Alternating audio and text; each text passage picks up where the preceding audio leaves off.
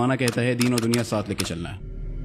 مطلب چوری کرو، پارٹی کرو، رشوت لو، حرام تعلقات بناؤ، سوسائٹی کے اسٹیریوٹائپس کو انٹرٹین کرو، غلط کو صحیح جانو اور صحیح کو تنقید کی نگاہوں سے دیکھو.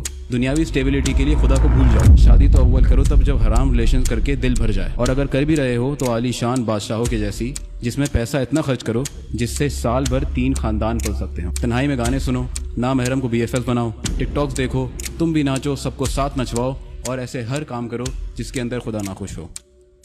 1 منٹ، خدا ناخوش ہو؟ اسلام بھی تو لے کے چلنا تھا.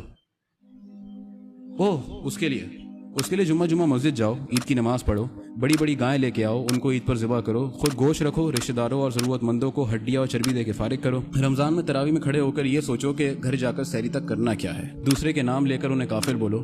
جب جہاد کا وقت آئے تو لو یو پاک آرمی اور اللہ اکبر لکھ کے ثابت کرو تم مسلمان ہو. قرآن کو چومو اور سمجھے بغیر وہی واپس رکھ دو جہاں سے اٹھایا تھا. درگاہ پر جاؤ اور وہاں جا کے دعائیں مانگو، اور جب بڈھے ہونے لگو تو تسبیح ہاتھ میں لے لینا. دین و دنیا ساتھ لے کے نہیں چل سکتے، دین ہی دنیا ہے. یہ ویڈیو ان تک نہیں پہنچے گی جنہیں اس کی ضرورت ہے، کیونکہ وہاں تک صرف اور صرف انسٹاگرام کا الگوریدم گانے ہی پہنچائے گا.